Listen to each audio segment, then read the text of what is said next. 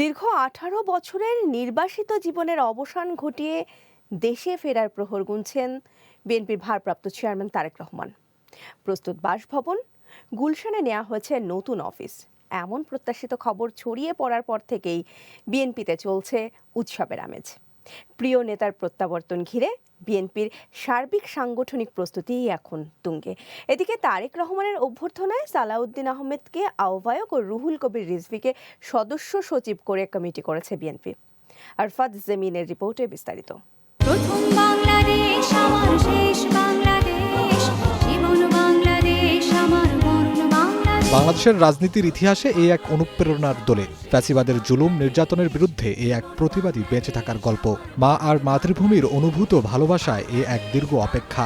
অবশেষে সকল জল্পনা কল্পনা ছাপিয়ে তিনি আসছেন মা আর মাটির কোলে। লন্ডনে বিজয় দিবসের অনুষ্ঠানে দেশে ফেরার কথা এভাবেই জানালেন বিএনপির ভারপ্রাপ্ত চেয়ারম্যান তারেক রহমান। ইতিমধ্যে সকল প্রস্তুতি প্রায় শেষ। গুলশান এভিনিউর ১৯৬ নম্বর বাড়িটি প্রস্তুত করা হচ্ছে তার বসবাসের জন্য। এছাড়া গুলশানের ৯০ নম্বর সড়কে ১০/সি বাড়িটি নির্বাচনী অফিস হিসেবে ভাড়া নিয়েছে বিএনপি। ভবনটির চতুর্থ তলায় রয়েছে কঠোর নিরাপত্তা ব্যবস্থা। দোতলায় রয়েছে ব্রিফিং রুম। অন্যান্য তলায় বিভিন্ন বিভাগের দায়িত্বপ্রাপ্ত নেতাদের বসার ব্যবস্থা ও গবেষণা সেল রয়েছে। সাবেক প্রধানমন্ত্রী ও দলীয় প্রধান বেগম খালেদা জিয়ার গুলশান কার্যালয়টি তারেক রহমানেরও অন্যতম কর্মক্ষেত্র হতে যাচ্ছে। চেয়ারপারসনের চেম্বারের পাশে ভারপ্রাপ্ত চেয়ারম্যানের জন্য আলাদা চেম্বার তৈরি করা হয়েছে। ঢাকার নয়াপল্টনে অবস্থিত বিএনপির কেন্দ্রীয় কার্যালয়টি দলের কেন্দ্রীয় কর্মকাণ্ডের প্রাণকেন্দ্র। নয়াপল্টনে তারেক রহমানের আগমন ঘিরে নেতাকর্মীদের মধ্যে যেন বাঁধ ভাঙা উচ্ছ্বাস। এখানে দলের ভারপ্রাপ্ত চেয়ারম্যানের জন্য দ্বিতীয় তলায় একটি কক্ষ বিশেষভাবে প্রস্তুত করা হচ্ছে। দেশ বর্তমানে সেরকম কোনো যোগ্য এবং সেরকম কোনো উল্লেখযোগ্য আস্থাভাজন নেতৃত্ব নাই বেগম খালেদা জিয়া ছাড়া, যার নেতৃত্বে দেশ এই ক্রান্তিকাল বা এই সংকটকাল পার হইতে হবে। তার ভাবনা, তার চিন্তা, তার স্বপ্ন ছিল।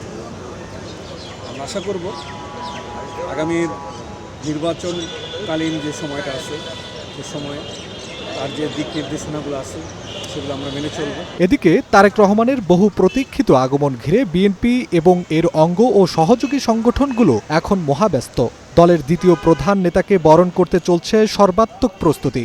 নেতাকর্মীরা বলছেন, মাঠের রাজনীতিতে তার সরাসরি উপস্থিতি দলকে আরও বেশি সুসংগঠিত করবে। বাসা রেডি করা হচ্ছে, অফিস রেডি করা হচ্ছে।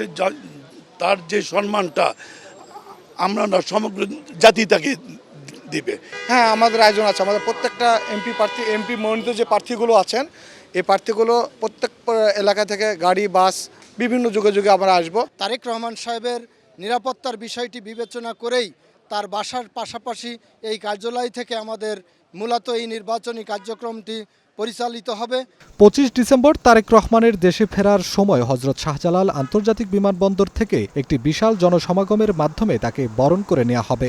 এরই মধ্যে দলের স্বেচ্ছাসেবক বাহিনী থেকে বাছাই করা দক্ষ কর্মীদের নিয়ে একটি বিশেষ নিরাপত্তা দল গঠনের কাজ চলছে, যা তারেক রহমানের পুরো যাত্রাপথে এবং কার্যালয়ের নিরাপত্তা নিশ্চিত করবে।